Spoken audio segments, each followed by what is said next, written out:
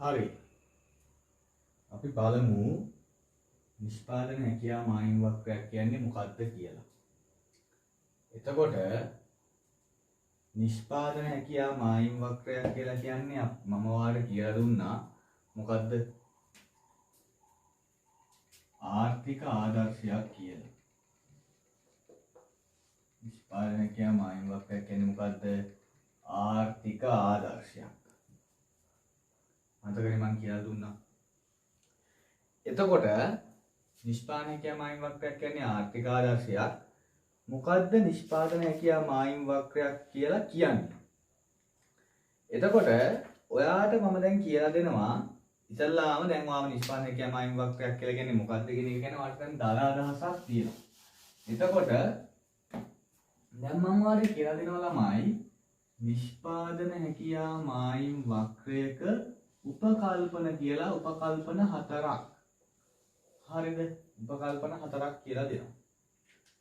එතකොට ඒ උපකල්පන හතර ඉගෙන ගත්තාම ඔයාට නිෂ්පාදන හැකියාව මායිම් වක්‍රය නිර්වචනය කරන්න පුළුවන් වෙනවා. මොකද්ද? ඔයාට නිෂ්පාදන හැකියාව මායිම් වක්‍රය නිර්වචනය කරන්න පුළුවන් වෙනවා. පුළුවන් වෙයිද ඇත්තටම? පුළුවන් වෙනවා. ඔයා බලන්නකෝ.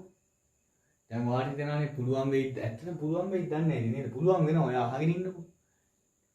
නිෂ්පාදන හැකියාව මායිම් වක්‍රය කියන නිර්වචනය කරන්න පුළුවන් වෙනවා ඔයාට. ඒ නිෂ්පාදන හැකියාව මායිම් වක්‍රය ගැන මම ඔයාලට කියන නිර්වචන හතර ඉගෙන ගත්තාම දැන් මේකෙන් ආදර්ශයක් නේ දෙන්නේ. හරිද? දැන් මේක ආර්ථිකය ගැන උදාහරණයක් නේ දෙන්නේ. ආර්ථිකය ගැන යම් ආදර්ශ කීපයක් මේකෙන් දෙන්නේ. සංකීර්ණ දේවල් සරල කරලා ඉදිරිපත් කරන්නේ ළමයි. එතකොට හොඳට ඔළුවට ගන්න. මේකෙදී අපි උපකල්පනය කරනවා සම්පත් සම්භාරය ස්ථාවරයි. සම්පත් සම්භාරය ස්ථාවරයි. ඕම් බලන්නකෝ. දැන් මේ ආර්ථිකයේ ඉන්නවා මිනිස්සු 5 දෙනෙක්. ඒ කියන්නේ ශ්‍රමිකයෝ 5 දෙනෙක් ඉන්නවා ළමයි. භූමියක් තියෙනවා, ගොඩනැගිලි තියෙනවා. ඔන්න ගොඩනැගිලි තියෙනවා. ඔය ටික තමයි ආර්ථිකයේ තියෙන සම්පත් ටික ළමයි. හරි හොඳට බලාගෙන ඉන්න. ඔය ටික තමයි ආර්ථිකයේ තියෙන සම්පත් ටික. එතකොට ළමයි බලන්න ඔය තියෙන සම්පත් ටික තමයි ආර්ථිකයේ තියෙන්නේ.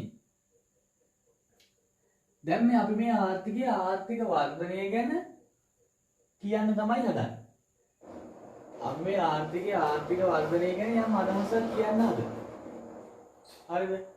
අපි මේ ආර්ථිකයේ ආර්ථික වර්ධනය ගැන මොකක් හරි දෙයක් කියන්න ඕන උත්සාහ කරනවා. ඒ ආර්ථිකයේ අපි ආර්ථික වර්ධනය ගැන මොකක් හරි කියන්න හදද්දි ළමයි බලපානවා මේ ආර්ථිකයේ තියෙන සම්පත් ටික. හරිද? මේ ආර්ථිකයේ තියෙන සම්පත් ටික බලපානවා. අපි නිෂ්පාදන හැකියාව මායිම් වක්‍රයක් කියලා එකක් ඇඳලා හරිද? කොහොම නිෂ්පාදන හැකියාව මායිම් වක්‍රයක් කියලා එකක් ඇඳලා ඒකෙන් මේ ආර්ථිකයේ ආර්ථික වර්ධනය ගැන කියනවා නම් ළමයි මේ ආර්ථිකයේ ආර්ථික වර්ධනය ගැන කියනවා නම් මේ සම්පත් සම්භාරය ස්ථාවරව තියෙන්න ඕන. ඇයි අපි මේකෙන් පෙන්වන්නේ යම් මොහොතක් නේ ළමයි. ඒ කියන්නේ යම් අවස්ථාවක්, යම් වෙලාවක් නේද? යම් මේ නිමේෂයක් ගැන කියන්නේ මේ මොහොතේ, මේ අවස්ථාවේ, මේ වර්ෂයේ, මේ වෙලාවේ ගැන අපි කියන්නේ. එතකොට අපි දන්නවා මේ වෙද්දි ජනගහනය වර්ධනය වෙනවා නේද? මිනිස්සු ඉපදෙනවා. මිනිස්සු මැරෙනවා. ඒ කියන්නේ ජනගහනය වෙනස්කම් වෙනවා. ශාක අලුතින් හැදෙනවා. අලුතින් භූමිය කඳු තියෙන තැන් තැනිතලා වෙනවා. වෙමින් යනවා. හරි එකපාර කන්දක් තැනිතලා කරන එහෙම වෙනව නෙමෙයි. එහෙම වෙමින් යනවා. අලුතින් පාරවල් හැදෙනවා, ගොඩනැගිලි හැදෙනවා. ඒ කියන්නේ මොකද්ද? සම්පත් සම්භාරය වෙනස් වෙනවා. අඩු වෙන්න පුළුවන්, වැඩි වෙන්න පුළුවන්. එතකොට අපි උපකල්පනය කරේ නැත්නම් ළමයි සම්පත් සම්භාරය ස්ථාවරයි කියලා මොකද වෙන්නේ? අපි මේ කියන කතාව බොරු වෙනවා. හරි? මේ දැන් තියෙන සම්පත් දිහා බලලා අපි තීරණය කරනවා මේ ආර්ථිකයේ ආර්ථික වර්ධනයක් තියනවද නැද්ද කියලා. හරිද? හැබැයි තප්පරෙන් මේවා වෙනස් වෙනවා. මේ සම්පත් සම්භාරයේ මේ නැත්තම් මේ ජනගහනයකින් දාලා ගන්න. එතකොට ඊළඟ තප්පරය නැත්නම් ඊළඟ වර්ෂයේ අපි බලද්දී නැත්නම් ඊළඟ තව මාසෙකින් අපි බලද්දී මාස දෙකකින් අපි බලද්දී අපි කියව කතාව බොරු වෙලා තියෙන්න පුළුවන්. ඇයි? ඇයි මේ සම්පත් සම්භාරය වැඩි වෙලා? අපි පූර්ණ සේවා නියුක්තිය ගැන කියනවා. අපි පූර්ණ සේවා නියුක්තිය ගැන කියද්දී ඔන්න දැන් මේ ආර්ථිකයේ මේ වෙලාවේ පූර්ණ සේවා නියුක්ත මට්ටමේ නැහැ කියලා අපි නිෂ්පාදනය කියමානෙමින් පෙන්නනවා. හැබැයි ටිකකින් මේ දේවල් වෙනස් වෙලා නේද මේ සම්පත් සම්භාරය සිද්ධ වෙන වෙනස්කම් තුලින් ඒ ආර්ථිකයේ පූර්ණ සේවා නියුක්ත මට්ටමට එන්න පුළුවන්. ඒ කියන්නේ වා තේරුම් ගන්න අපි සම්පත් සම්භාරය ස්ථාවරයි කියන එක උපකල්පනය කරේ නැත්නම් ළමයි අපි නිෂ්පාදනය කියමායින් වක්කේ ලබා දෙන තොරතුරු නිවැරදි වෙන්නේ නැහැ. ඒවා වෙනස් වෙන්න පුළුවන්. හරිද? හරියටම හරියන්නේ නැහැ. ඒ හින්දා අපි මොකද කරන්නේ? අපි සම්පත් සම්භාරය ස්ථාවරයි කියලා උපකල්පනය කරනවා. ඊළඟට තව උපකල්පනයක් තමයි තාක්ෂණීය ස්ථාවරයි. මතකද අපි කතා කරා මතකද අපි කතා කරා මතකද ළමයි පූර්ණ නිෂ්පාදනය ගැන. එතකොට මම කිව්වා හැමෝම සේවා නියුක්ත වුණත් වැඩක් නැහැ. හොඳම ශිල්ප ක්‍රම යටතේ වැඩ කරන්න ඕන කියලා. දැන් හිතන්නකෝ මේ ආර්ථිකයේ වැඩ කරන්නේ දැන් මෙන්න මේ ආර්ථිකයේ ඉන්න සම්පත් ටික දිහා බලලා කියනවා අපි කියනවා මේ ආර්ථිකයේ ආර්ථික වර්ධනයක් නැහැ. නැත්නම් අනාගතයේදී ලබා ගන්න පුළුවන් ආර්ථික වර්ධනය හරි අඩු එකක් කියලා අපි මේ සම්පත් දිහා බලලා කියනවා. හරිද? හැබැයි එකපාරම මේගොල්ලන්ගේ තාක්ෂණය දිනුනවා. අලුත් තාක්ෂණයක් නැත්නම් අලුත් ශිල්ප ක්‍රම මේගොල්ලෝ අත්හදාගන්න. ඒ කියන්නේ මේ සම්පත් සම්භාරය වෙනස් වීමක් වෙන්නේ නැහැ. හැබැයි අලුත් නිෂ්පාදන ශිල්ප ක්‍රම මෙයාලා ප්‍රයෝජනයට ගන්නවා. අලුත් නිෂ්පාදන ශිල්ප ක්‍රම මෙයාලා අත්හදා බලනවා. මෙයාලට අලුත් නිෂ්පාදන ශිල්ප ක්‍රම ලැබෙනවා. අලුත් තාක්ෂණික ක්‍රම මෙයාලට ලැබෙනවා. එතකොට එයාලට අලුත් තාක්ෂණික ක්‍රම ලැබුණාට පස්සේ එයාලගේ සම්පත් සම්භාරය වෙනස් නොවී වුණත් එයාලගේ නිෂ්පාදනය වැඩි වෙන්න පුළුවන්. ඇයි? එයාලා දැන් පාවිච්චි කරන තාක්ෂණයට වඩා අලුත් තාක්ෂණයක් එයාලට ලැබුණා. ක්‍රම ශිල්ප ටිකක් එයාලට ලැබුණා. අලුත් ආයුධ ටිකක් එයාලට ලැබුණා. දැන් හිතන්නකෝ දැන් ගාමන්ට් ෆැක්ටරියක් තියෙනවා. එයාලා දැන් පාවිච්චි කරන මැෂින් වලට වඩා හොඳ මැෂින් ටිකක් ඉස්සරහට ලැබෙනවා එයාලට. ඒකට එයාලගේ නිෂ්පාදනය වැඩි වෙනවා. එහෙම වුණොත් ඒ රටේ ආර්ථික වර්ධනයත් අනාගතේ වැඩි වෙන්න පුළුවන්. දැන් අපි කතා කරන්නේ මේ සම්පත් දිහා බලලා. මේ රටේ අනාගතේ ආර්ථික වර්ධනය එච්චර වැඩි වෙන්නේ නැහැ. අනාගත ආර්ථික වර්ධනය අඩුයි කියලානේ අපි කිව්වේ. හැබැයි මෙයාලගේ තාක්ෂණය දියුණුවොත් අනාගත ආර්ථික වර්ධනය වැඩි වෙන්න පුළුවන්.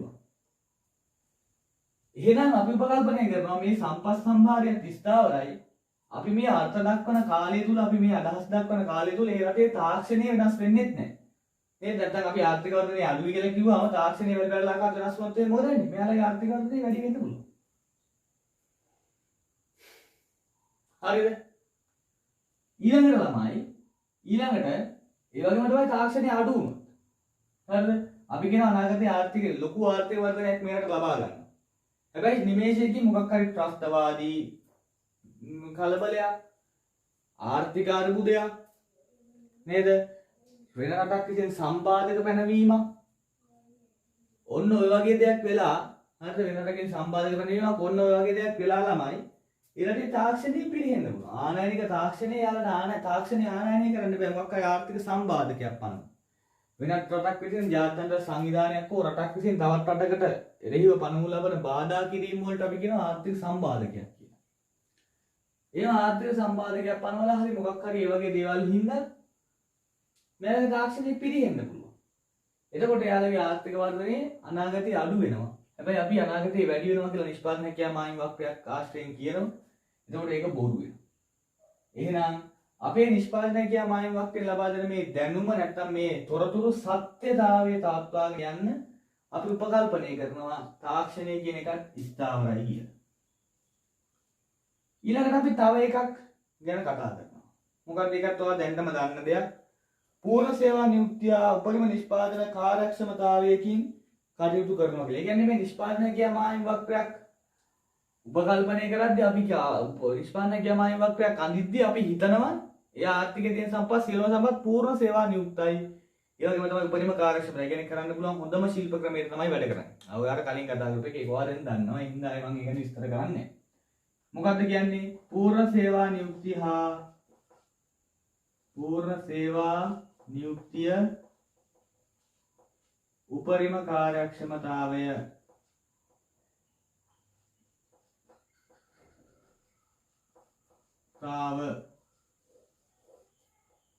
පූර්ණ සේවා නියුක්තිය හා උපරිම කාර්යක්ෂමතාවය කියනවා කියලා කියනවා. ඒ කියන්නේ මේ ආර්ථිකයේ ඉන්න වැඩ කරන්න ඕනේ හැමෝම වැඩ කරනවා. ඒ කියන්නේ වැඩ කරන්න රස්සාවක් ඕනේ ඒත් රස්සාවක් නැහැ කී ඉන්න අය මේ ආර්ථිකේ නැහැ. අර රස්සාවක් ඕනේ ඒත් රස්සාවක් නැහැ කී ඉන්න අය මේ ආර්ථිකේ නැහැ. ඒ වගේම තමයි රස්සාවක් ඕන රස්සාවක් නැහැ කී ඉන්න අය මේ ආර්ථිකේ නැහැ. ඒ වගේම තමයි ළමයි උපරිම කාර්යක්ෂමතාවකින් යුතුව ඒගොල්ලෝ වැඩ කරනවා හොඳම ශිල්ප ක්‍රමයේ යටතේ එයාලා වැඩ කරනවා. ඒක දැන් තමත් ඔයා දන්නවා. ඊළඟට අපි උපකල්පනය කරනවා ළමයි නිෂ්පාදනය ක්‍රියාමායින් වක්‍රයක් ගොඩනගද්දී ඒ ආර්ථිකයේ නිෂ්පාදනය කරන්නේ භාණ්ඩ දෙකයි කියලා. බලන්න ආර්ථිකයක භාණ්ඩ කීයක් නිෂ්පාදනය කරනවද ළමයි? දැන් මේ විදිහ ලංකාවේ කොච්චර නිෂ්පාදනය කරනවද නේද? හැබැයි අපි උපකල්පනය කරනවා ආර්ථිකයේ භාණ්ඩ දෙකයි නිෂ්පාදනය කරන්නේ කියලා. අපි උපකල්පනය කරනවා ආර්ථිකයේ භාණ්ඩ දෙකක් පමණක් නිෂ්පාදනය කිරීම කියලා. ඒකට හේතුවක් තියෙනවා ළමයි. මොකක්ද තමයි හේතුව? නිෂ්පාදනය ක්‍රියාමායින් වක්‍රයක් අඳින්නේ මෙන්න මේ වගේ ප්‍රස්ථාරයක්. අපි දන්නවා ප්‍රස්ථාරයක ළමයි ධන අක්ෂ තියෙන්නේ දෙකයි. මේවා ඍණනේ. මේවා ඍණ. ආයින නිෂ්පාදනය ක්‍රියාමායින් වක්‍රයක අපි ඒ වගේ අක්ෂයක් අඳින්නේ නැහැ. ඒ වගේ ඍණ අක්ෂ අපි අඳින්නේ නැහැ. මෙතනද බිඳුව වෙනවා. එතකොට මෙතනට එක භාණ්ඩයක් සහ මෙතනට එක භාණ්ඩයක් දාලා තමයි අපිට ආර්ථිකය ගැන සංසන්දනාත්මකව දෙයක් කියන්න වෙන්නේ. ඒ හින්දා නිෂ්පාදනය ක්‍රියාමායින් වක්‍රයේ තියෙන අක්ෂ දෙකයි. ඒ හින්දා අපි කියනවා ආර්ථිකයක තියෙන්නේ භාණ්ඩ දෙකයි කියලා. ඒක තමයි සරල කතාව. හරිද? භාණ්ඩ දෙකක් විතරක් තියනවා කියන්නේ උපකල්පනය කරන්න හේතුව තමයි අක්ෂ දෙකයි. ඉතින් අක්ෂ දෙකට භාණ්ඩ දෙකයි දාන්න පුළුවන්. ඇයි මේ භාණ්ඩ දෙකක් කියලා තියෙනවා නිෂ්පාදනය? අනිත් භාණ්ඩ වැඩක් නැද්ද? මේ අක්ෂ දෙකක් තියෙන හින්දා භාණ්ඩ දෙකක් විතරක් තියනවා කියලා හිතනවා. හරි ඒක තමයි සරලවම කතාව. හරිද? ඒක තමයි සරලවම කතාව. හරිද? එතකොට අන්න ඒ ටික තමයි ළමයි උපකල්පන ටික. හරිද? ඒක තමයි උපකල්පන ටික. එතකොට බලන්න ළමයි ඔයා දැනගන්න ඕන උපකල්පන වල සම්පත් සම්භාරය ස්ථාවරයි, තාක්ෂණීය ස්ථාවරයි, පූර්ණ සේවා නියුක්තිය සහ භාණ්ඩ දෙකක් පමණක් නිෂ්පාදනය කිරීම. භාණ්ඩ එකපාරක් මතක ඉන්නවා. මොකද්ද? තාක්ෂණීය ස්ථාවරයි, සම්පත් සම්භාරය ස්ථාවරයි, පූර්ණ උපරිම කාර්යක්ෂමතාවයක් තියෙනවා, භාණ්ඩ දෙකක් පමණක් නිෂ්පාදනය කරනවා. හරිද? කොච්චර ලේසිද බලන්න. බලන්න ළමයි කොච්චර ලේසිද කියලා. හරිම ලේසි නේ. ඊළඟට බලන්න ළමයි ඊළඟට බලන්න දැන් ඔක ඔයා නිර්වචනය කරගන්න ඕන. මොකද්ද? නිෂ්පාදනය ක්‍රියාමායින් වක්‍රය කියන එක නිර්වචනය කරගන්න ඕනේ ළමයි. දැන් ඔයාගේ නිර්වචනය හදාගන්න පුළුවන් මේ උපකල්පන ටික ඔයාට පාඩම් කරගත්තාම. හරි. බලන්න හිතින් හිතන්න. සම්පත් සම්භාරය ස්ථාවරයි, තාක්ෂණීය ස්ථාවරයි, පූර්ණ උපරිම කාර්යක්ෂමතාවයේ භාණ්ඩ දෙකක් පමණක් නිෂ්පාදනය. තාක්ෂණීය ස්ථාවරයි, සම්පත් සම්භාරය ස්ථාවරයි, පූර්ණ උපරිම කාර්යක්ෂමතාවයේ භාණ්ඩ දෙකක් පමණක් නිෂ්පාදනය. හරි. දැන් ඔයාට පුළුවන් නිෂ්පාදනය ක්‍රියාමායින් වක්‍රයට ළමයි නිර්වචනයක් දෙන්න. කොහොමද නිර්වචනයක් දෙන්නේ? යම් ආර්ථිකයක් තුල පවතින සියලුම සම්පත්, ඔන්න සම්පත් සම්භාරයේ කතාව හරි. යම් ආර්ථිකයක් තුල පවතින සියලුම සම්පත්, ඔන්න සම්පත් සම්භාරයේ කතාව හරි. ඔන්න ඒක දැන් ඔයා දන්නවා. පවත්නා තාක්ෂණයේ යටතේ, ඔන්න පවත්නා තාක්ෂණයේ යටතේ තාක්ෂණීය කතාවත් හරි. පූර්ණ උපරිම කාර්යක්ෂමතාවයකින් යුතුව. හරි. ඒකත් හරි. පූර්ණ උපරිම කාර්යක්ෂමතාවයකින් යුතුව. නිෂ්පාදන ක්‍රියාවලියට යොදාගෙන ඇති. ඔන්න අතින් දාන්න ඕනේ ඒ කැලේ. මොකද්ද? නිෂ්පාදන ක්‍රියාවලියට යොදාගෙන ඇති වෙන්නේ. නිෂ්පාදන ක්‍රියාවලිය යොදාගන්න එනම් මේක කරන්න. වෙනම මොනවද බ්ලොක් කරන්න? එහෙනම් නිෂ්පාදන ක්‍රියාවලියට යොදාගෙන ඇති විට සම්පත් සම්භාර ස්ථාවර පවත්නා සියලුම සම්පත් පවත්නා තාක්ෂණයේ පූර්ණ උපරිම කාර්යක්ෂමතාවකින් යුතුව නිෂ්පාදන ක්‍රියාවලියට යොදාගෙන ඇති විට එම ආර්ථිකයට හරි ඒ ආර්ථිකයට භාණ්ඩ දෙකකින් පමණක් ඔන්න භාණ්ඩ දෙකේ කතාවක් ආවා. භාණ්ඩ දෙකකින් පමණක් නිෂ්පාදනය කළ හැකි විකල්ප සංයෝග දක්වනු ලබන වක්‍රයට අපි කියනවා බාහන දෙකකින් පමණක් පෙන්විය හැකි විකල්ප සංයෝග දක්වනු ලබන වක්‍රයට අපි කියනවා නිෂ්පාදන හැකියාව මායිම් වක්‍රය කියලා. මොකද්ද? ආර්ථික සතුපාද සියලුම සම්පත් පවත්නා දාක්ෂණයත්තේ පූර්ණ අපරිමකාශීමතාවයෙන් යුතු ආර්ථික නිෂ්පාදන ක්‍රියාවලිය යොදාගෙන නැති විට එම ආර්ථිකයට භාණ්ඩ දෙකකින් පමණක් නිපද විය හැකි විකල්ප සංයෝග ඒක අලුත් කතාවක්. ඒක මම ඔයාලට කියලා දෙනවා මොනවද විකල්ප සංයෝග කියන්නේ කියලා. විකල්ප සංයෝග පෙන්눔 කරන වක්‍රයට අපි කියනවා නිෂ්පාදන හැකියාව මායිම් වක්‍රය කියලා. හරිද? නිෂ්පාදන හැකියාව මායිම් වක්‍රය කියලා. හරිද? හොඳට මතක තියාගන්න ඒක. එච්චරයි. ඒක highlight කරගන්න. මොකද්ද? ආර්ථිකයක් සතු සියලුම සම්පත් පවත්නා තාක්ෂණය යටතේ පූර්ණ උපරිම කාර්යක්ෂමතාවයකින් යුතුව නිෂ්පාදන ක්‍රියාවට යොදාගෙන නැති විට එම ආර්ථිකයට භාණ්ඩ දෙකකින් පමණක් නිපද විය හැකි විකල්ප සංයෝග දක්වන ලබන වක්‍රය අපි කියනවා නිෂ්පාදන හැකියාව මායිම් වක්‍රය කියලා. හරිද? එච්චරයි. එතකොට ළමයි දැන් බලන්නකො මෙන්න මේක ඔයා මෙන්න මේ කතාව බලන්න හොඳට අවධානයෙන් අහන් ඉන්න. හරිද? හිත මෙහෙට යවන්න එපා. පෙට්‍රල් වැඩි, නේද? ගෑස් වැඩි. ඊළඟ සතියේ දැන් කොහොමද කරගන්නේ මේ වැඩි? එලා ඒව හිතන්න එපා ළමයි. හරිද? එයා හිතෙනවා. ඒනවනේ හිතන්න එපා. හරිද? දැන් ඔය සමහර ළමයි ඉන්නන්නේ මෙහෙම එකපාරම මොහොම බලාගෙන ඉතියොත් එහෙම ඒ දිහා බලාගෙන ඉන්නවා දිගටම. හරිද? කොල්ලෝ කියන්නේ ඔය ස්ටේටස් එහෙම දාන්නේ වැඩිලා නෙමෙයි සම වැඩිලා ඉන්නේ කියලා. හරිද? එහෙම සම වැඩිලා ඉන්න එපා. එහෙම සම වැඩිලා ඉන්නත් එපා ළමයි. හරිද? එතකොට මං කියන එක ඇහෙන්නේ අර සම වැඩිලා ඉන්නවා. සම වැඩිලා ඉන්නවා මං කියන එක ඇහෙන්නේ. දැන් සම වැඩිලා ඉන්නත් එපා. කියන දේ අහගන්න.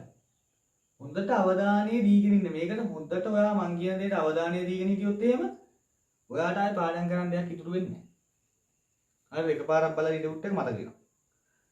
ඊළඟට බලන්න ආර්ථිකයේ සතු සම්පත් සම්භාරය ස්ථාවරයි. ඒකේ උපකල්පන ටික මම ඔයාලට දුන්නා. පූර්ණ උපරිම කාර්යක්ෂමතාවයක් තියෙනවා. තාක්ෂණයේ ස්ථාවරයි භාණ්ඩ දෙකක් පමණක් නිෂ්පාදනය කරනවා. ඒ කියන දේවල් ටික තියෙන්න ඕනේ. ඔන්න ඒ ටික ඔයාලට මම දුන්නා පුතේ. හරිද? දැන් උපකල්පන ටික දන්නවා, නිර්වචනය කරන්න දන්නවා. ඒ හින්දා කිසි ගැටලුවක් නැහැ. ඔන්න දැන් ඔයාලට මම පොඩි කතාවක් කියලා දෙන්න යන්නේ. හරිද? ඒ කතාව මතක තියාගන්නකො. ඔන්න දැන් මේක මකනවා. ඔයාලට පොඩි කතාවක් කියලා දෙන්න යන්නේ. හරිද? කතාව කියලා දෙන්න කලින් ඔයා පොඩි කියපු දෙයක් කරන්න. කතාව කියන්නේ මේ පොඩි උදාහරණයක් කියන්න යන්නේ මට. හරිද? ඔයා මතකද ඉස්සර ඔයා ඔන්නෝ ප්‍රස්තාර අඳිනවා. ඈ? මම ප්‍රස්තාර අඳිනවා මතකද? ඕ ලෙවල් කාලේ. මේ y අක්ෂය මේ x අක්ෂය කියලා දාගෙන කොහොම ඇඳ නේද ළමයි? කොහොම ඇඳ? මෙතන බිඳුවයි ඊට පස්සේ කොහොම අඳිනවා නේද? කොහොම ඇඳවද?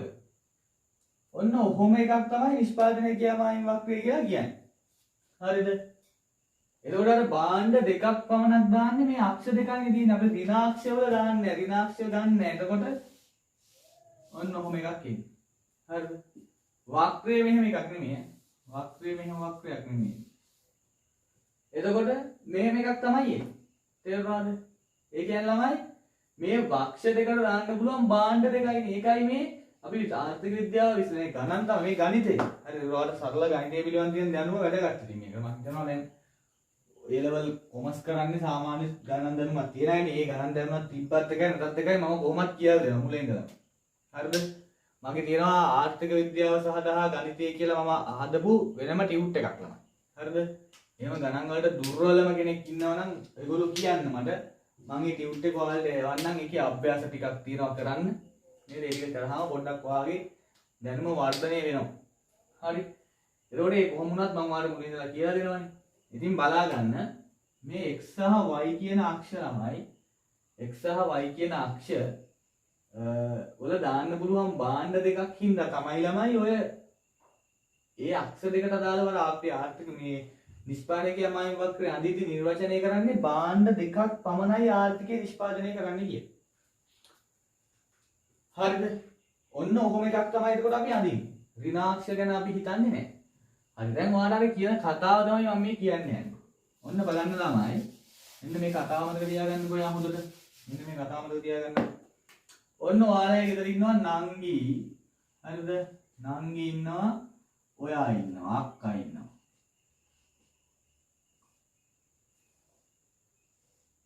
හරිද? නංගි ඉන්නවා, අක්කා ඉන්නවා. හරිද? ඔන්න අම්මා කියනවා. හරිද? අම්මා කියනවා ටොපි 10ක් කියනවා. හරිද? අම්මා ටොපි 10ක් කියනවා. හරිද? අම්මා ටොපි 10ක් ගෙනාවට පස්සේ දැන් ඔය ටොපි ටික කොහොමද ඔයාලා දෙන්න අතර බෙදලා දෙන්න පුළුවන් විදි කියන්නේ? ඔය ටොපි ටික ඔයාලා දෙන්න අතර බෙදලා දෙන්න පුළුවන් විදි බලන්න මට කියන්නවා. බලන්න හිතන්න. කොහොමද බෙදලා දෙන්න පුළුවන් විදි? ඔයාලගේ නංගිට දෙන්න පුළුවන් ටොපි මෙතනින් 10ම දීලා අක්කා ලොකු ළමයෙක්නේ. ඕනේ නැහැ. එයා දැන් ලොකු ළමයෙක්. දැන් ෆිල්ම් එකක් තියලා ඉන්නවා. එයා දැන් ලොකු ළමයෙක්. බලලා තියෙනවද? නෑනේ. හරි. නංගිට 10ම දෙනවා අක්කාට දෙන්නේ නැහැ එකක්වත්. එයා දැන් ලොකු ළමයෙක් නිසා. ඊළඟට මොකද කරන්නේ? දැන් අක්කාට ලොකු ළමයෙක් වුණාට අඬනවා. අයියෝ මට ටොපි නෑ. බලන්නකෝ කියලා. එතකොට මොකද කරන්නේ? අම්බත් ගනින් දෙකක්. මේ උඹ ගනින් දෙකක්. නංගිට දෙනවා 8ක්. ඔඩි එකනේ. ඊළඟට කොහොමද දෙන්න පුළුවන්? ඊළඟට කියනවා ඒත් මාදි. අක්කට නිකන් මාදි වගේ. අක්කට දෙනවා 4ක්, නංගිට දෙනවා 6ක්. ඊළඟට අක්කට දෙනවා 6ක්, නංගිට දෙනවා 4ක්.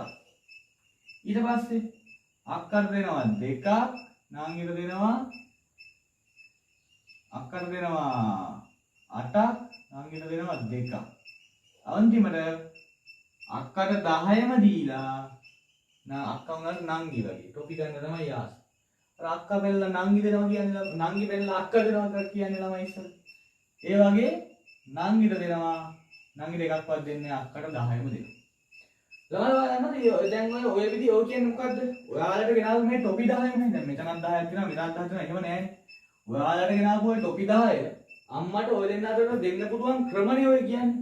ඒ කියන්නේ ටොපි 10යි ළමයි මෙතන තියෙන්නේ. මේ ටොපි 10 වෙනස් වෙන්නේ නෑනේ. ඔන්න දැන් මෙතන ටොපි 10 වෙනස් වෙනවා නම් මෙන්න මෙතන මෙතන මේ හිතන්න ඕන හොඳට හිතන්න ඈ. ඔයාලට මම නිකන් නෙමෙයි මේ කියලා දෙන්නේ. හරි හොඳට හිතන්න. දැන් මේ ටොපි 10 ළමයි වෙනස් වෙනවා නම් මෙතන අක්කට ටොපි 8ක් දීලා නංගිට ටොපි 8ක් දීලා අක්කට දෙකක් දෙන්න ඕනේ ඇයි? මෙතන නංගිට 10ක් දීලා අක්කටත් 10ක් දෙන්න පුළුවන් වෙන්න ඕන. ඇයි එහෙනම් ටොපි මෙතන 20ක් තියෙනවා. හැබැයි මෙතන ටොපි වෙනස් වෙන්නේ නැහැ ළමයි. ටොපි 10මයි තියෙන්නේ ස්ථාවරයි. සම්බාර ස්ථාවරය කියලා ගත්තා නේද? ආයෙත් පොඩ්ඩක් ඔලුවට ගන්න.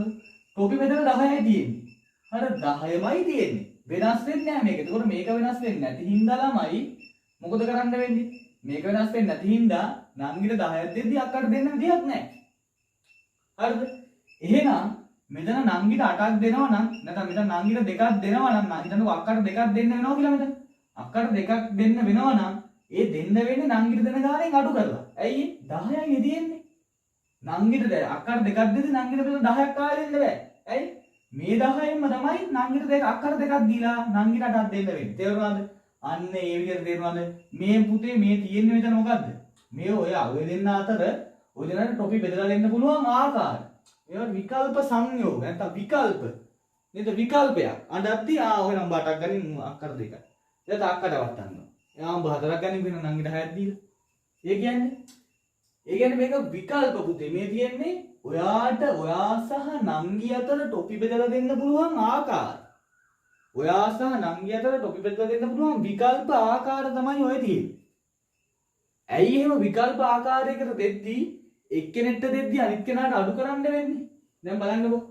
මේ එක්කෙනෙක් ගේව වැඩි කරගෙන යද්දී එක්කෙනෙක්ට දෙන ප්‍රමාණය වැඩි කරනවා නම් අනිත් කෙනාට දෙන ප්‍රමාණය අඩු කරන්න වෙනවා. ඒ ළමයි හේතුව තමයි මෙතන තියෙන්නේ ටොපි 10යි. හරිද? තියෙන්නේ 10මයි. ඉතින් එක්කෙනෙක්ට දෙද්දී අනිත් කෙනාට අඩු කරන්නම් වෙනවා. හරිද? එක්කෙනෙක් දෙද්දී අනිත් කෙනාට අඩු කරන්නම වෙනවා. හරි. එච්චරයි. දැන් මම නිෂ්පාදනය කියා මායිම් වක්‍රය දන්නවා. හරිද? දැන් මේක මතක තියාගන්නකො නිකමද? හරි. ඕක ඔයා නිකමට මතක තියාගන්න. මතක තියාගෙන අපි යමු ඉස්සරහට. ඕක ඔයාලට උදව් වෙනවා. හරි. ඊළඟට තියෙනවා තමයි නිෂ්පාදන හැකියා ලේඛනය කියලා එකක්. හරිද? ඊළඟට තියෙනවා මොකද්ද? නිෂ්පාදන හැකියා ලේඛනය කියලා එකක්. හරිද? නිෂ්පාදන හැකියා ලේඛනය කියලා එකක් තියෙනවා. එතකොට ළමයි ඔයා දන්නවනේ ඉස්සර ඉඳලම. ඔයා පොඩි කාලේ ඉඳන්ම දන්නවා ප්‍රස්ථාරයක් අඳිනවා නම් ඒකට වගුවක් තියෙනවා කියලා. ඉතින් නිෂ්පාදන හැකියා මායිම් වක්‍රය කියන්නේ ප්‍රස්ථාරයක් නේ ළමයි. ඒකට වගුවක් තියෙනවා. මොන වගුවක තොරතුරුනේ අපි ප්‍රස්ථාරයට දාන්නේ නේද? ප්‍රස්ථාරයක් එකපාරම බිහි වෙන්නේ නැහැ ළමයි. අහසින් කඩා පාත් වෙනවා වගේ ප්‍රස්ථාරයක් තියෙනවා වගුවක් නැහැ ඒකට. හරිද? ප්‍රස්ථාරයට දාන්නේ අපි වගුවේ තොරතුරුනේ ළමයි. නේ? ප්‍රස්ථාරයට අපි වගුවේ තොරතුරුනේ දාන්නේ ළමයි. එතකොට නිෂ්පාදන හැකියා මායිම් වක්‍රය කියන්නේ ප්‍රස්ථාරයක් නේ. එහෙනම් ඒකට වගුවක් තියෙන්න ඕනේ. මේ නිෂ්පාදන හැකියා මායිම් වක්‍රයේ තියෙන වගුවට තමයි ළමයි කියන්නේ මොකද්ද? නිෂ්පාදන හැකියා ලේඛනය. මොකද්ද? නිෂ්පාදන හැකියා මායිම් වක්‍රයේ තියෙන වගුවට තමයි කියන්නේ නිෂ්පාදන හැකියා ලේඛනය කියලා.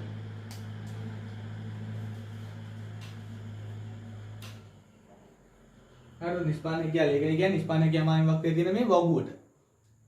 එතකොට ළමයි නිෂ්පාදන හැකියා මායිම් වක්‍රයක් හදන්න ඕන නම් ඒකට නිෂ්පාදන හැකියා ලේඛනයක් නැත්නම් වගුවක් ඕන.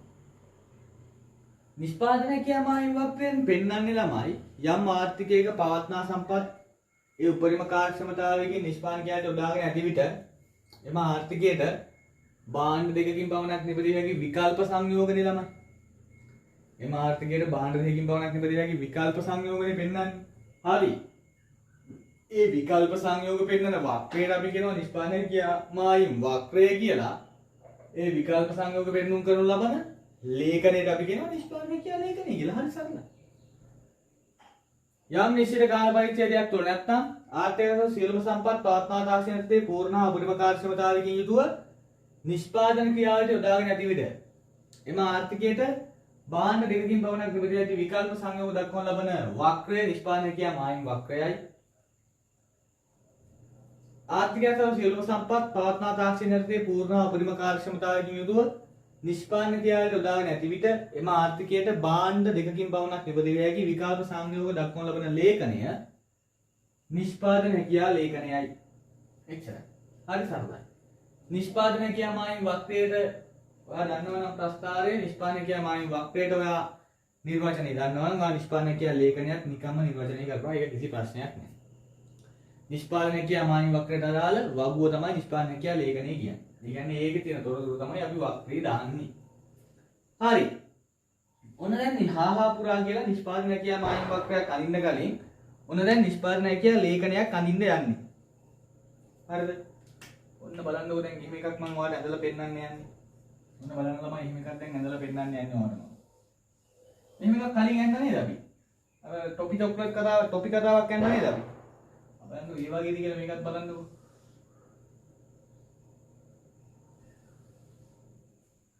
හරිද? ඒ වගේද කියලා බලන්නකෝ ළමයි මේකත්.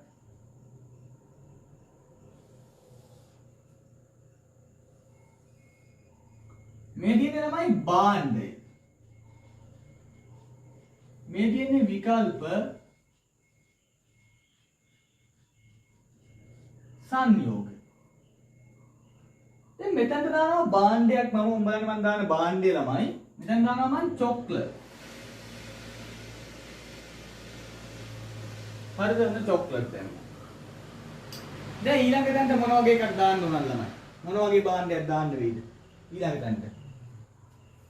මෙතනට චොක්ලට් දැම්ම නම් එතනට කේක්. ඒ වගේ එකක්. කේක් නෑ. මම එතනට දාන්නේ ට්‍රැක්ටර්. මොකක්ද මේ භාණ්ඩේ නේද? ඈ ට්‍රැක්ටර් චොක්ලට් ට්‍රැක්ටර් පුදුම භාණ්ඩ දෙකක් නේ. කිසිම සම්බන්ධයක් නැහැ නේද? ඉතින් සම්බන්ධයක් නැති වෙන්න තමයි ඕනේ. එහෙම සම්බන්ධයක් නැති වෙන්න හේතුවක් තියෙනවා. මම ඒ හේතුව ඔයාට කියලා දෙන්නම්. ඔන්න දැන් චොක්ලට්ුයි ට්‍රැක්ටරුයි කියලා භාණ්ඩ ටිකක් තියෙනවා ළමයි. චොක්ලට්ුයි ට්‍රැක්ටරුයි කියලා භාණ්ඩ ටිකක් තියෙනවා. ඔන්න මේ ආර්ථිකයේ සම්පත් යම් ප්‍රමාණයකුත් තියෙනවා. ඔන්න මේ ආර්ථිකයේ යම් සම්පත් ප්‍රමාණයකුත් තියෙනවා. දැන් අපි අර උපකල්පන ටික මතක් වෙන්න ඕනේ. ඔන්න දැන් සම්පත් තියෙනවා මොනවද තියෙන්නේ? ඔන්න මිනිස්සු ඉන්නවා 3 දෙනෙක් ළමයි. භූමියක් තියෙනවා. ගොඩනැගිල්ලක් තියෙනවා. ඔය තමයි ඔය ආර්ථිකයේ තියෙන සම්පත් ටික. හරිද? දැන් සම්පත් සම්භාරය මොකද? ඔය සම්පත් සම්භාරය ස්ථාවරයි. තාක්ෂණයේ ස්ථාවරයි. ඔය සම්පත් වල උපරිම පූර්ණ සේවා නියුක්තය. ඒ කියන්නේ හැමෝම වැඩ. උපරිම කාර්යක්ෂමතාවයෙන් වැඩ. හරිද? භාණ්ඩ දෙක නිෂ්පාදනය කරන. මේ තියෙන භාණ්ඩ දෙක. හරිද? හරියට උපකල්පනය කරගෙන ඔන්න දැන් ඔයා නිෂ්පාදනය කරනවා. හරිද? ඒක උපකල්පනය කරන් ඔන්න දැන් ඔයා නිෂ්පාදනය කරන්න යන්නේ. මේ සම්පත් ටික ඔක්කොම දාලා ළමයි මේ සම්පත් ටික ඔක්කොම දාලා හරිද?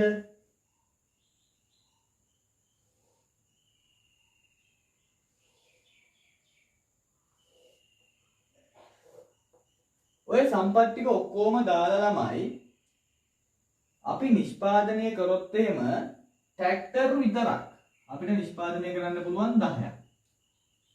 ට්‍රැක්ටර් විතරයි නිෂ්පාදනය කරන්නේ. ට්‍රැක්ටර් එකක් නිෂ්පාදනය කරොත් අපිට 10ක් නිෂ්පාදනය කරන්න පුළුවන්. චොක්ලට් නිෂ්පාදනය කරොත් චොක්ලට් නිෂ්පාදනය කරන්න බෑයි. ඔක්කොම ටික දැන් ට්‍රැක්ටර් වලට දාලා තියෙන්නේ. ඔක්කොම සම්පත් ටික ට්‍රැක්ටර් වලට දාලා තියෙන්නේ. චොක්ලට් නිෂ්පාදනය කරන්න බෑ. දැන් අපිට ඒක හරි නෑ. ඒ සංයෝගය අපි දාමු A කියලා. ඒ නිෂ්පාදනය කරන්න පුළුවන් එක ක්‍රමයක්. ඒකට අපි කියනවා A කියලා. ඒ නිෂ්පාදනය කරන්න පුළුවන් එක සංයෝගයක්. ඒකට අපි කියනවා A කියලා. හරිද? ඔන්න දැන් තව එකක් තියෙනවා. තව සංයෝගයක් තමයි නිෂ්පාදනය කරන්න පුළුවන්. අපි ට්‍රැක්ටරුත් චොක්ලටුත් එකක් නිෂ්පාදනය කරනවා. චොක්ලටුත් එකක් නිෂ්පාදනය කරනවා. ඒ වෙලාවේ ට්‍රැක්ටර් නිෂ්පාදනය කරන්න පුළුවන් කීයද? 9යි. ඇයි? දැන් මේ ට්‍රැක්ටර් අඩු කරන්නේ නැතුව චොක්ලට් වැඩි කරන්න බෑ. ඇයි?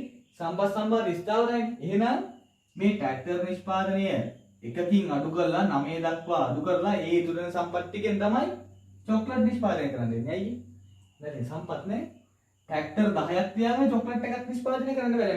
මෙතන ට්‍රැක්ටර් 10ක්ම තියාගන්නවා. හරි මෙතන ට්‍රැක්ටර් 10ක්ම තියාගන්නවා. 10ක් තියාගෙන මෙතන චොක්ලට් එකක් නිෂ්පාදනය කරන්න බෑ. ඇයි? නිෂ්පාදනය කරන්න බෑ. ඉතින් මෙතන සම්පත් ටික මේ 10ක් නිෂ්පාදනය කරාගෙන ඔක්කොම සම්පත් ටික මෙතන දාලා ඉදී. ට්‍රැක්ටර් වලට දාලා ඉදී. සම්පත් සම්භාරය වෙනස් වෙන්නේ නැහැ. ස්තෝන සම්පත් සම්භාරය වෙනස් වෙනවා නම් මේ වෙනස් වෙනවයි මේක නිෂ්පාදනය කරයි. දැන් මේ සම්පත් සම්භාරය ස්ථාවරයි කියලා හිතලා ඔක්කොම ටික මෙතනට දානවා. 10ක් නිෂ්පාදනය කරන්නේ ඔක්කොම දාලා මේ මෙතන බිඳුවයි චොක්ලට් බිඳුව. එතකොට 10ක් නිෂ්පාදනය කරන්නේ ට්‍රැක්ටර් මෙතන මේ සම්පත් ටික ඔක්කොම දාලා. මෙතනත් 10ක් එතකොට මෙතනත් 10ක් නිෂ්පාදනය කරනවා නම් ඒ නිෂ්පාදනය කරන්නේ කොහොමද? මේ සම්පත් ටික ඔක්කොම දාලා තියෙන ට්‍රැක්ටර් වලට. ඉතින් මෙතන එකක් නිෂ්පාදනය කරන්න බෑ. හරි? මෙතන ඔක්කොම සම්පත් ටික දාලා තියෙන්නේ. එහෙනම් මෙතන නිෂ්පාදනය කරන්න ඕන 9ක්. එතකොට මෙතන 10ට වඩා එකකින් අඩු වෙලා. ඒ එකකින් අඩු වෙලා කියන්නේ ට්‍රැක්ටර් නිෂ්පාදනය එකකින් අඩු වෙලා එහෙනම් සම්පත් ටිකක් ඉතුරු වෙලා තියෙනවා. ඒ සම්පත් ටික දාලා චොක්ලට් නිෂ්පාදනය කරනවා. ඒක ආකාරයක්. ඇයි අර අතනට ඔයයි නංගී අතර අර ටොපි බෙල්ල දුන්නා වගේ තමයි ළමයි ඔක. හරිද? ඔයාට නංගිට 10ක් දෙද්දි ඔයාටත් 10ක් දෙන්න බෑනේ. නැත්නම් නංගිට 10ක් දෙද්දි ඔයාට එකක් දෙන්න බෑනේ. නංගිට 10ක් දෙද්දි ඔයාට දෙකක් දෙන්න බෑනේ. නංගිලාගෙන් ඔක්කොම 10ම තියෙන්නේ. මෙතන ට්‍රැක්ටර් නිෂ්පාදනය තමයි දැන් ඔක්කොම සම්පත් ටික තියෙන්නේ. හරි ට්‍රැක්ටර් නිෂ්පාදනය තමයි ඔක්කොම සම්පත් ටික තියෙන්නේ. එතකොට ට්‍රැක්ටර් නිෂ්පාදනය 10ම තියාගෙන මේ චොක්ලට් නිෂ්පාදනය එකක් කරන්න බෑ. ට්‍රැක්ටර් නිෂ්පාදනය අඩු කරන්න ඕනේ.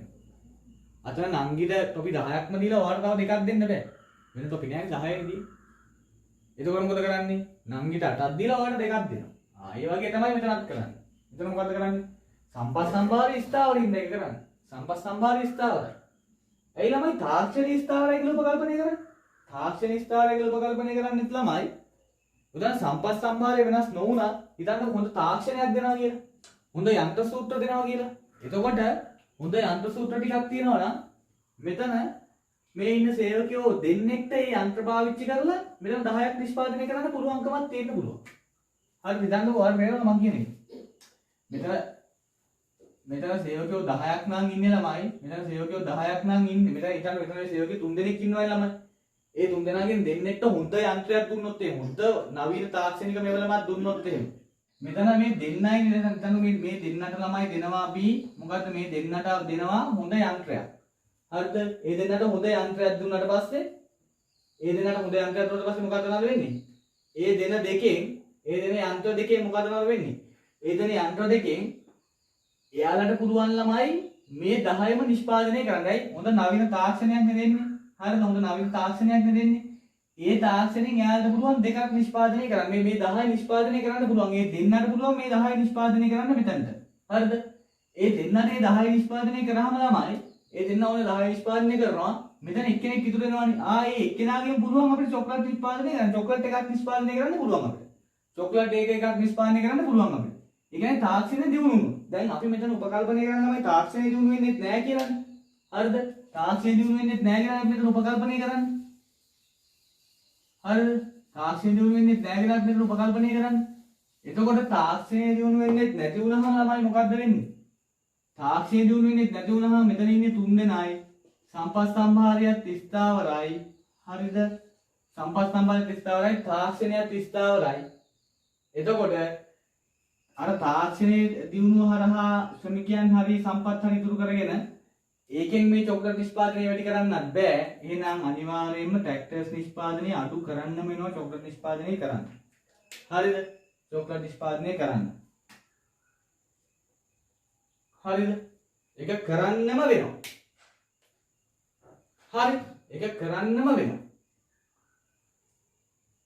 ඊළඟට ළමයි ඊළඟ තැනට ගියොත් එහෙනම් දැන් ඔයාලට වැඩේ තේරලා තියෙන්නේ ඊළඟට චොක්ලට් දෙකක් නිෂ්පාදනය කරොත් එහෙනම් මොකද කරන්න වෙන්නේ ඔන්න ට්‍රැක්ටර්ස් 7යි ඊළඟට චොක්ලට් 3ක් නිෂ්පාදනය කරොත් ට්‍රැක්ටර් 4යි චොක්ලට් 4ක් නිෂ්පාදනය කරොත් ට්‍රැක්ටර් 0යි අපි මේකට දානවා DE කියලා අපිට දාන්න. කියන්නේ මේ තියෙන මොනවද මේ ඔක්කොම නිෂ්පාදනය කරනවා කියන එක නෙමෙයි අදහස මේ නිෂ්පාදනය කරන මේ 0යි 10යි කියන්නේ නිෂ්පාදනය කරන්න පුළුවන් එක සංයෝගයක් තමයි 1යි 9යි කියන්නේ නිෂ්පාදනය කරන එක සංයෝගයක් චොක්ලට් 0යි ට්‍රැක්ටර් 10යි චොක්ලට් 1යි ට්‍රැක්ටර් 9යි ඒ විදිහට මේ නිෂ්පාදනය කරන්න පුළුවන් එක එක සංයෝග අර වාර ටොපි බෙදලා දුන්නා වගේ නිෂ්පාදනය කරන්න පුළුවන් එක එක සංයෝග හරිද නිෂ්පාදනය කරන්න පුළුවන් එක එක සංයෝග එතකොට මේ සංයෝග වලින් එකක් තමයි නිෂ්පාදනය කරන්නේ හරිද ওই සංයෝග වලින් එකක් තමයි නිෂ්පාදනය කරන්නේ එතකොට ඒ සංයෝග වලින් එකක් නිෂ්පාදනය කරන්නේ 0යි 10යි 1යි 9යි 2යි 7යි ඔය විදිහට ওই සංයෝග වලින් කීපයක් නිෂ්පාදනය කරන්න බෑ එකක් තෝරගෙන නිෂ්පාදනය කරන්න වෙනවා අර නංගිටයි ඔයාලටයි අර හැම විදියටම දුන්නේ නැහැ නේ එක විදියකට අන්තිමට දෙන්නේ ඒ වගේ තමයි මෙතන එකක් තෝරගන්න වෙනවා ඉතින් මේ තෝරගන්න පුළුවන් ආකාර තමයි අපිට නිෂ්පාදනය ක්‍රියාමායින් වක්‍රයෙන් පෙන්නන්නේ සම්පත් ටිකක් තියෙනවා ඒ සම්පත් ටිකෙන් චොක්ලට් 0යි සහ 10 ආකාරයකට නිෂ්පාදනය කරන්න පුළුවන් ඒ වගේම තමයි 1යි 9යි ආකාරයකට නිෂ්පාදනය කරන්න පුළුවන් හරිද 1යි 9යි ආකාරයකට නිෂ්පාදනය කරන්න පුළුවන් 2යි 7යි ආකාරයකට නිෂ්පාදනය කරන්න පුළුවන් ඒවා තමයි ළමයි මේ නිෂ්පාදනය කරන්න පුළුවන් එක එක ආකාර තමයි අපිට මේ විකල්ප සංයෝග කියලා පෙන්눔 කරන්නේ තේරෙනවද විකල්ප සංයෝග කියලා පෙන්눔 කරන්නේ අපිට ඒ ආකාර තමයි ඔන්න දැන් මම මේක මකනවා ළමයි මම හිතනවා ඔයාලට තේරුණා ඇති කියලා දැන් මම මේක මකනවා දැන් අපි නිෂ්පාදනය කියා මායිම් වක්‍රය ගොඩනගන්න තමයි හදන්නේ දැන් අපි මොකද්ද කරන්න යන්නේ නිෂ්පාදනය කියා මායිම් වක්‍රයක් ගොඩනගන්න යන්නේ කොහොමද නිෂ්පාදනය කියා මායිම් වක්‍රය ගොඩනගන්නේ දැන් ඔය වගුවට අදාළව ළමයි ඔය වගුවට අදාළව නිෂ්පාදනය කියා මායිම් වක්‍රය ගොඩනගන්නවා ළමයි හරිද ඔය වගුවට අදාළව නිෂ්පාදනය කියා මායිම් වක්‍රය ගොඩනගන්න ඕන කොහොමද ඔය වගුවට අදාළව නිෂ්පාදනය කියා මායිම් වක්‍රය ගොඩනගන්නේ ඔය වගුවට අදාළව කොහොමද නිෂ්පාදනය කියා මායිම් වක්‍රය ගොඩනගන්නේ ඔය වගුවට අදාළව නිෂ්පාදනය කියා මායිම් වක්‍රය ගොඩනගන්නේ කොහොමද ඔය වගුවට අදාළව නිෂ්පාදනය කියා මායිම් වක්‍රය ගොඩනගන්නේ ඔය වගුවේ තියෙන දත්තයන් ඉතින් ඒ ප්‍රස්ථාරයට දාන්න එච්චරයි ඔයා ඒක කරලා තියෙනවද පොඩි කාලේ කොහොමද මෙහෙම බලන්න ඔන්නෝම අපි අඳිනවා ළමයි ඔන්නෝම අපි ඊතල දෙකක් ඊතලයක් ඇඳ ගන්නවා නැත්නම් ඔන්නෝම ප්‍රස්ථාරයක් අපි ඇඳ ගන්නවා දැන් අර ඔයාලට මම කිව්වේ ඔයාලා ඇඳපු ප්‍රස්ථාරෙම තමයි මේක හරිද? මේ පැත්තටත් ඔන්නෝම තියෙනවා. හැබැයි අපි එව්ව අඳින්නේ නැහැ. හරිද? එව්ව අඳින්නේ නැහැ. අපි ඍණාක්ෂර ගන්න නැහැ මෙතන. හරිද? ඔයා ගණන් වල ඉගෙන ගත්තේම ඒකයි ළමයි. ඔය A level කරන්න ගණන් ඕන කියලා කියන්නේ. හරිද? ගණන් උද්දගේ මී හරක්ට බෑ කියලා කියන්නේ ඒක. A level කරන්න ගණනුත් ඕන. ගණන් අනිවාර්යයි. දැන් සමහර ආණ්ඩුව ආවා ගණන් ඕනේ නැහැ. ගණන් ඕනේ හැම එකම A level කරපන්. කියලා දෙනවා. ඉතින් උන් ගිහින් කරනවා ටෙක් හරි එක්ක කොමර්ස් කරනවා. හරිද? දැන් ඔය සමහර ඉස්කෝල වලින් තියෙනවා ළමයි ගණන් කරන්න කොමර්ස් කරන්න නම් B එකක් ඕන. නේද? C එකක් ඕන. දැන් රජයේ මොනවාවත් කොමර්ස් ඒ සමාන ඉස්කෝල වලින් දෙන්නේ නැහැ. B එකක් ඕන, C එකක් ඕන. S තියනවනේ ගණන් වලට S නම් කොමර්ස් කරන්න දෙන්නේ නැහැ. නේද? මැත්ස් ඒවා කොමර්ස් කරන්න දෙන්නේ නැහැ. මොකද මේකට පොඩි මැත්ස් දැනුමක් අවශ්‍යයි නේ ඒ හින්දා. දැන් හැබැයි මම ඔයාලට මුලින් ඉඳලා මේ හැමදේම කියලා දෙනවා. මම මෙතන අර මේක කියලා දුන්නෙත් ඒකනේ මේ ප්‍රස්තාර ගැන එකත් මම කියලා දුන්නෙත් ඔයාලට ඒකයි. මොකද ඔයාලට මූලික දැනුම දැන් නැත්තම් හෝ අමතක වෙලා නම් ඔයාලට ඒ ටික මතක් වෙන්නේ. හැබැයි මම කියන්නේ ළමයි එහෙම ඉස්කෝල වලින් එහෙම කරන එක හොඳයි. හරිද? ඒ කියන්නේ මම කියන්නේ මේ අර ළමයිට මම දැන් මෙහෙම එකක් තියනවා දැන්. දැන් S එකක් තියෙන එකෙක් කොමර්ස් වලට ඇවිල්ලා ඌ මේ හොඳට වැඩ කරලා හරිද? යන්න පුළුවන් රෑන්ක් එකක් දාලා කැම්පස් යන ජපුර යන්න පුළුවන්. හරිද? එහෙම වෙන්න පුළුවන්. හරිද? හැබැයි උඩ තියෙන chance එක නැතු වෙනවා හරි ඉස්කෝල වලින් හරියම කරපුවාම. හැබැයි ළමයි ඒකේ හොඳකුත් තියෙනවා. හරිද? යම් හොඳක් තියෙනවා. මොකද තමයි තියෙන හොඳේ. ඕකේ ළමයි දැන් ළමයි ඒ ළමයා අමාරු වෙනවා ළමයි. සමහරලාට ඒ ළමයාත් අමාරු වෙනවා. දැන් හිතන්නකෝ එයාමට S එකක් තියෙනවා කියන්නේ ඇත්තටම එයාගේ ගණිත දැනුම දුර්වලයි, චුට්ටක් දුර්වලයි කියලා හිතන්නකෝ. එතකොට එයාට ඒ උනන්දුවක් නැත්තම් A level වලට ආපුහාමවත් අරක හදාගන්න කියලා ඒ උනන්දුව නැත්තම් එයාගේ හරිද? ඒ උනන්දුව නැත්තම් මොකද්ද වෙන්නේ? එයා අමාරු වෙටෙනවනේ. නේද? එයා අමාරු වෙටෙනවා. ඒ හින්දා ඊට වඩා හොඳයි ළමයි ඊට වඩා හොඳයි එයා වෙන විෂය ධාරාවක් තෝරගන්න එක. ඇත්තටම ඊට වඩා හොඳයි. මොකද මේ ළමයාත් එතකොට එයාගේ අනාගතයටත් සාර්ථක වෙනවා. නැත්තම් අන්තිමට අරක එක සබ්ජෙක්ට් එකක් දැන් ගොඩක් වෙලාට accounts නේ ඉකෝන් වලට ඔක දාලා නැහැ ගොඩක් වෙලාට. ඉකෝන් වල සාමාන්‍ය ගණන් ටිකක් නෙදීන්. දැන් accounts වලට තමයි ඔය ගැළපිලි කරන්න ගියාම ඔක වැරදෙන්නේ. හරිද? ගැළපිලි වලට ගියාම වැරදෙන්නේ. ඉකෝන් වල සමහර ඒවා තියෙනවා නේද? BS කොහොමත් ප්‍රශ්නයක් නෑ. එතකොට ඒකේ එහෙම දෙයක් තියෙනවා. ඒකෝට මම කියන්නේ ඉස්කෝලේ එහෙම කරන එක යම් හොඳක් තියෙනවා. හැබැයි අර ඇත්තටම උනන් වෙලා වැඩ කරලා කැම්පස් යන දිතාගෙන ඉන්නේ අර ඒ ඌටන සමානම ඉන්නවා. ඒ ලෙවල් කාලේ තමයි ඒ ළමයා හොඳට perform කරන්නේ. ඒකෝට ඒ ළමයින්ට ඒ chance එක නැතු වෙනවා ඒකෙන්. හරිද? ඒකෙන් නැතු හැබැයි ඒකේ යම් හොඳකුත් තියෙනවා. ඉතින් දැන් ඔයාට ඒක ප්‍රශ්නයක් නෑ. දැන් ඔයාට මම කොහොමද කියලා දෙනවනේ මුලින් ඉඳලා. ඒ හින්දා ඔයාලට කවදාවත් වුණත් ඒක කිසිම ගැටලුවක් වෙන්නේ නෑ. හරි. දැන් මෙතන අපි ළමයි අපි දාමු තිරස් අක්ෂයට අපි දාමු ළමයි. දැන් තිරස් අක්ෂ දන්නව නේද ඔයාලා? දැන් ඒව හිතන් මම කියලා දෙන්නවා. මොකද තිරස් සිරස් කියලා අක්ෂ දෙකක් තියෙනවා. හරිද? තිරස් අක්ෂය කියලා කියන්නේ මෙන්න මේක. තිරස් හරහට තියෙන. තිරස්. මෙන්න මේක තමයි සිරස් ළමයි පටලව ගන්න එපා. ඔන්න ඕක. එක්සෑම් ලියන්න ගියාම තිරස් අක්ෂ පැටලෙනවා ඊගාව. හරිනේ? ඔන්න ඕක තමයි සිරස් අක්ෂ කියලා කියන්නේ. අපි ළමයි සිරස් අක්ෂයට දාමු ළමයි tractors.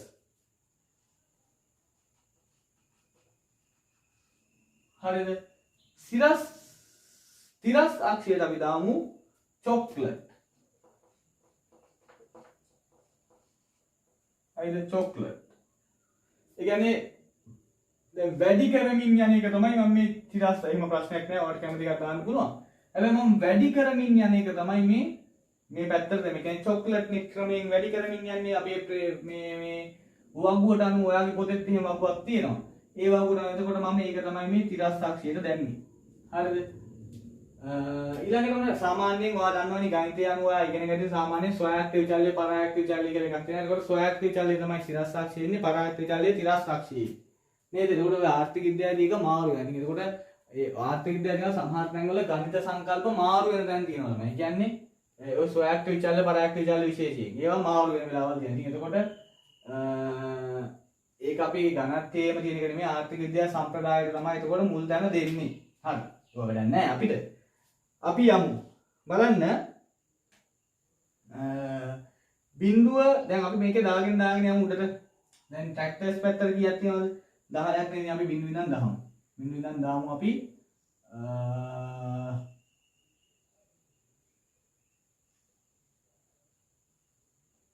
4යි. හරිද? එතකොට මෙතන 10යි නම්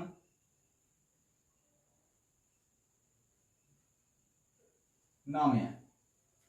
හරිනේ. ඊළඟට ළමයි චොක්ලට් පැත්තට බිංදුව ඉඳන් 1 ඉඳන් 4 වෙනකන් තියෙනවා චොක්ලට් පැත්තට. 1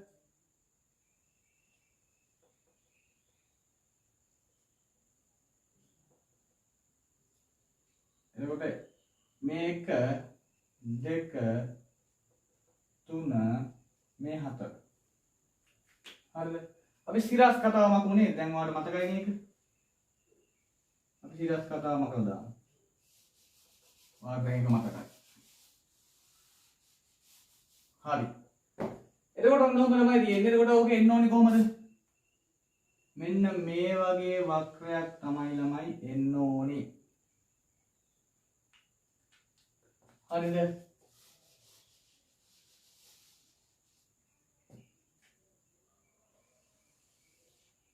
ඔන්න ඔය විදිහේ වක්‍රයක් එන්න ඕනේ ඔයාලට. ඒ කියන්නේ 4 සහ 10 කියන තැන් සොයා මේ ස්ථිරාස්ථාක්ෂය ඡේදනය කරන තැන්. කොහොමද එහෙම ආවේ ළමයි? ඔම් බලන්න. මෙතන චොක්ලට් බිඳුවේදී ඔන්න මේ පැත්තේ චොක්ලට් තියෙන්නේ. ඔන්න චොක්ලට් බිඳුවට එනවා මෙතනට. මෙන්න චොක්ලට් බිඳුවයි ෆැක්ටර්ස් කීයද? 10යි. දැන් මේක තේරෙන්නේ නැති උන් ඉන්නවනේ මෙතන දැන් ඔය අලුතෙන්ම කරන ළමයිනුත් ඉන්නවා මම දන්නවා. හරිද? ජීවිතේවත් කොමස් කරලා නැතුව අලුතෙන්ම කරන ළමයිනුත් ඉන්නවා. මේ බාර මාස 7ෙන් කරන්නත් ඕනේ. ඒකට උන්ට තේරෙන්නේ නැහැ. ඒක තමයි මේ මුලින් ඉඳන් කියලා දෙන්නේ. හරිද? මෙන්න චොක්ලට් අක්ෂය මෙතන බිඳුවයි ඔන්න චොක්ලට් බිඳුවයි ෆැක්ටර්ස් කීයද? 10යි. එහෙනම් මෙතන ෆැක්ටර්ස් 10යි. ඒක අපි කියනවා A සංයෝගය කියලා. ඊළඟට ඔන්න චොක්ලට් එකයි ෆැක්ටර්ස් 9යි මේ හරියට නේද? ෆැක්ටර්ස් 9යි. ඒ කියන්නේ මෙතන මාක් කරනවා B කියලා ළමයි ඒක. ඔන්න ළමයි ඊළඟට චොක්ලට් දෙකයි ෆැක්ටර්ස් කීයද? 7යි. ඒ කියන්නේ මෙන්න මේ හරියට නේ. හරි. මේ හරියට. C මේ සංයෝගයේ C ළමයි. ඊළඟට ඔන්න D ළමයි චොක්ලට් 3යි ෆැක්ටර්ස් 4යි ළමයි. හරිද? D 3යි 4යි කියන්නේ මේ හරියට. D ඊළඟට චොක්ලට් බිඳුවයි චොක්ලට් 4යි ෆැක්ටර්ස් බිඳුවයි. ඔන්න ෆැක්ටර් මේ 10 ඉඳන් බිඳුවට ආව මෙතන දෙනකම්. බිඳුවයි චොක්ලට් 4යි. ඒ කියන්නේ මෙතන E. මෙතන E. තේරුණා ළමයි? තේරුණා නේද මම කියලා දුන්න විදිය? ගත්ත විදිය තේරුණා නේද? ඔන්න ඔහම තමයි එන්නේ. හරි දැන් මගේ එකේ හරියට කෙලින් එන්නේ නැහැ ළමයි. ඔය මේ බෝඩ් එකේ ඇඳ දෙකක් ඉන්න. ඔයාගේ පොතේ ඉන්න ඕනේ හරියට. හරිද? දැන් ඔන්න ඕක ඇඳ ගන්න. ඔයාලට තේරුණාද කියන්නේ කොහොමද? ඔයාලට තේරුණා නේද ළමයි ඔක? එකේදී 9යි දෙකේදී 7යි මේ චොක්ලට් මේ තුනේදී 4යි හතරේදී බිඳුවයි. හරිනේ? තේරුණා? හරි. ඕක ඇඳ ගන්න ළමයි ඔයාලට තේරුණාද කියන්නේ කොහොම ඔක්කොම කරේ? ඔයාලට තේරුණාද කියන්නේ කොහොම ඔක්කොම කරේ? තේරුණා නේද? හරි. ආපිරිය තේරුණානේ. එතකොට ඕක ඇඳ ගන්න ඔයාගේ මං ඉඩ තියලා ඇති. මම ඉතින් සිරස් අක්ෂයත් මාරු කරලා ඇති. මෙතනට එන්නේ ස්වායත්ත මොකක්ද මෙතනට එන්නේ කියලා අහනවා. මෙතනට එන්නේ ස්වායත්ත විචල්්‍ය ළමයි මේ ටැක්ටර්ස් කියන එක ළමයි. අර මෙතනට එන්නේ ටැක්ටර් පේන්නේ නැද්ද? මෙතනට එන්නේ ටැක්ටර් ළමයි. හරිනේ. ඊට පස්සේ ඒක හරි. ඊළඟට ওই ටික දාලා ඕම ඇඳ ගන්න ළමයි. ওই ටික දාලා ඕම ඇඳ ගන්න. නිෂ්පාද සංයෝගයේ වක්‍රය මත පිහිටියොත් කොහමද ඒ ටික ඔහොම ওই ටික දාලා ඕම ඇඳ ගන්න එක. හරිද? ওই ටික දාලා ඕම ඇඳ ගන්න ඕක. මේ එහෙම කරගෙන යන්න.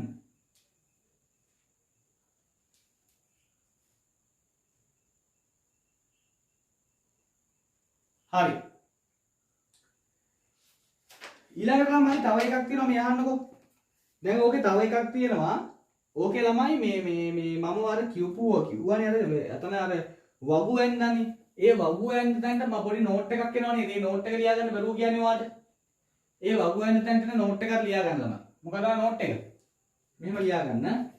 වගු ඇන්ද තැනට වගුවේ පහළට මං ඉඩක් දීලා ඇති. වගුවේ පහළට මං ඉඩසක් දීලා ඇති. ඒ එතනට මට කියන්න බැරුව ගියා නෝට් එක වාට. හරිද? ඉතින් එතකොට ඒක ලියා ගන්න. කොහොමද ලියාගන්නේ? මෙහෙම ලියාගන්න. මෙහිදී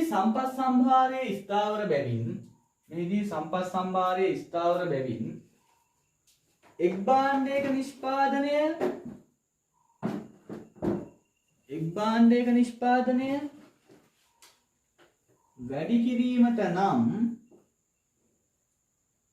එක් භාණ්ඩයක නිෂ්පාදනය වැඩි කිරීමට නම් අනෙක් භාණ්ඩයෙන් කැප කළ යුතු වේ.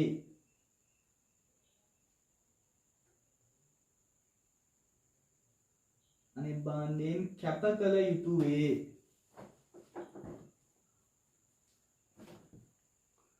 අනෙක් භාණ්ඩයෙන් කැප කළ යුතු වේ.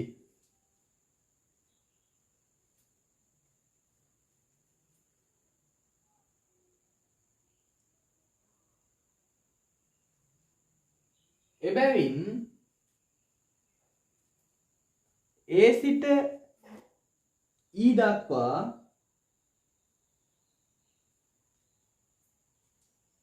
නිෂ්පාදන සංයෝග දෙස අවධානය යොමු කිරීමේදී ඒ සිට ඊ දක්වා නිෂ්පාදන සංයෝග දෙස අවධානය යොමු කිරීමේදී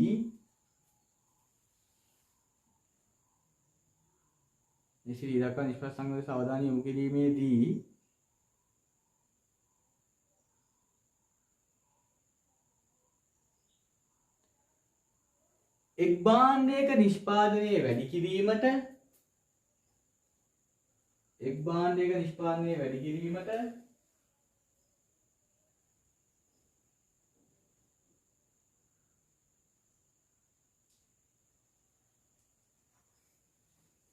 අනෙක් භාණ්ඩයේ නිෂ්පාදනය අඩු කර ඇති බව පෙනේ. අනෙක් භාණ්ඩයේ නිෂ්පාදනය අඩු කර ඇති බව පෙනේ.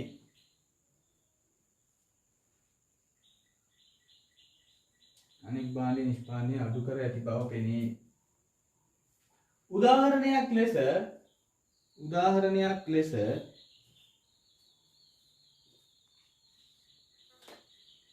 උදාහරණයක් ලෙස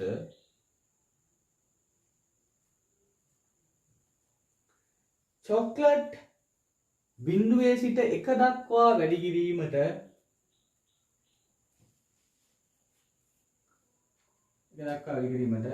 ට්‍රැක්ටර් 10 සිට 9 දක්වා අඩු කර ඇත.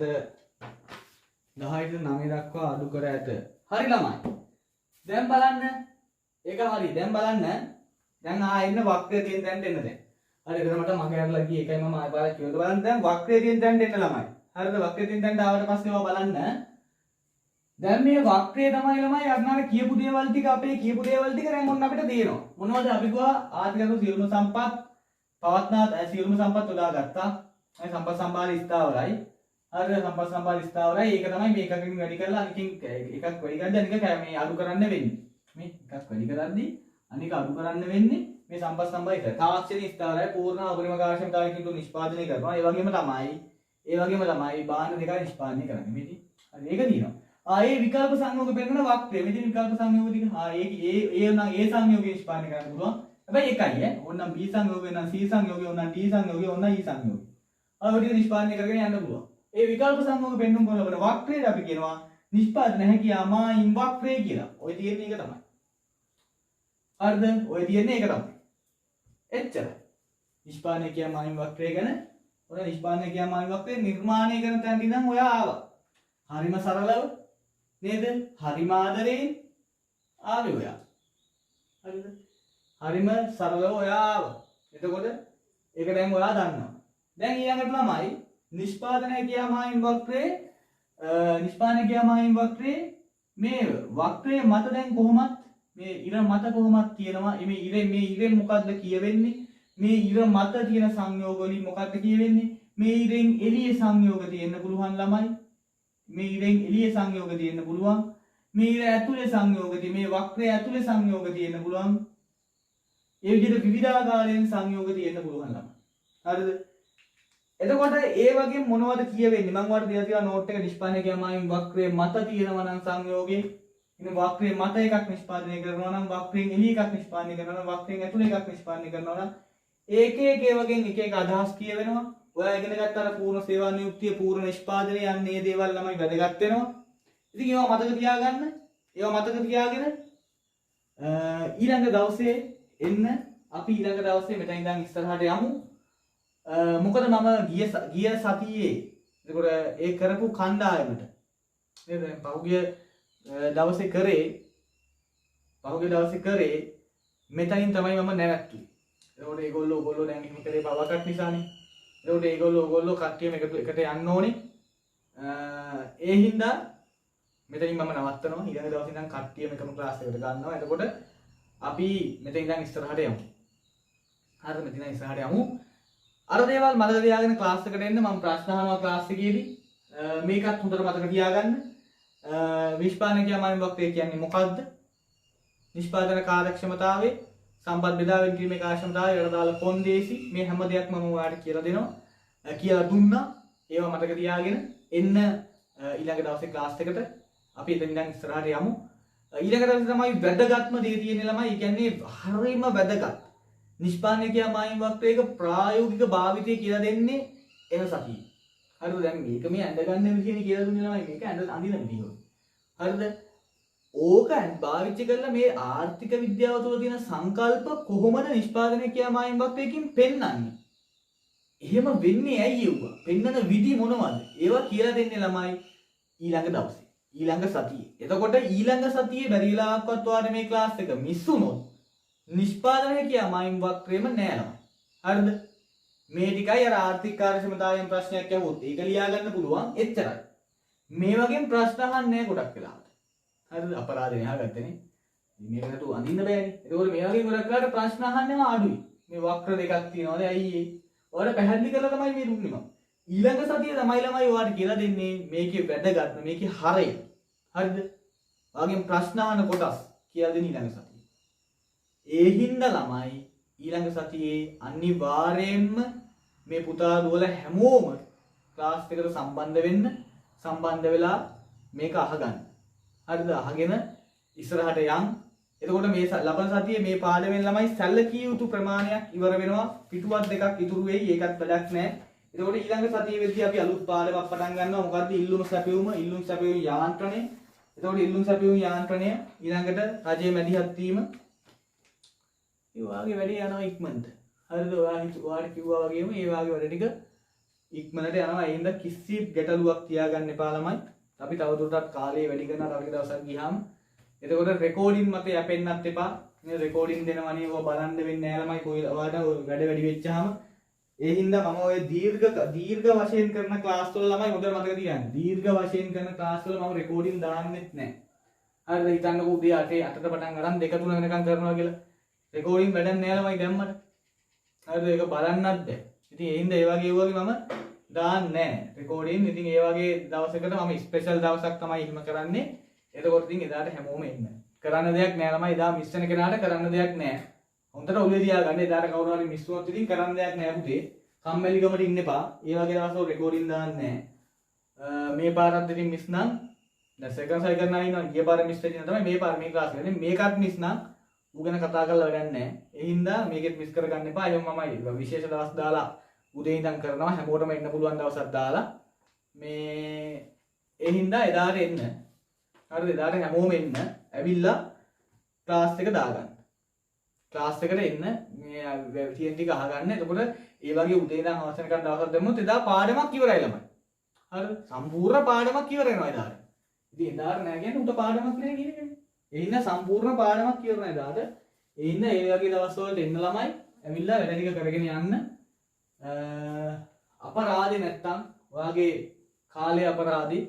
ඒ හින්දා මේ දේවල් ටික කරගන්න. මොකද ලයිව් ක්ලාස් එකේ තරම් ළමයි ඔයාලට රෙකෝඩින් දෙද්දි ළමයි මම ඒවා එඩිට් කරලා නේද? ඒ වගේ මැද තියෙන ඒවා නෝට් එක දෙනවා නම් දැන් මම නෝට් එක වාර ගානක් කියන ඒවා අඩු කරලා හරිද? මේ මැද තියෙන ඒවා අයින් කරලා හරිද? ප්‍රශ්න අහන්න දෙන කාර්යය අයින් කරලා ඒ ඔක්කොම ඔයාලා අඩු කරලා තමයි දෙන්නේ නෝට් එක. මිඩ් රෙකෝඩින් එක. එතකොට එහෙම දුන්නාම ඉතින් එතකොට ඒකේ ඔයාලා තියෙන අර ලයිව් ගතිය නැතු වෙනවා ළමයි එතකොට. ඔයාගෙන් ප්‍රශ්නයක් අහන්න නැති. ප්‍රශ්න අහන්න රෙකෝඩින් එකක් බැලුවත් වැඩක් නැහැ. ඉතින් වෙන කෙනකින් අහන එකක් ඔයාලා වැඩක් නැහැ. එතකොට ඔයා ඒකට ඇවිල්ලා ඔයා සහභාගී වෙලා ගන්න ඒ තෘප්තිය ඔයාට ගන්න බෑ නිකන්. හරිද? නිකන් ගන්න බෑ. ඒ හින්දා ළමයි හොඳට මතක තියාගන්න. ඒ වගේ දවස්වල ක්ලාස් එකට එන්න. එහෙනම් හැමෝටම ආයිබෝන් අපි ඊළඟ දවසේ හම්බෙමු.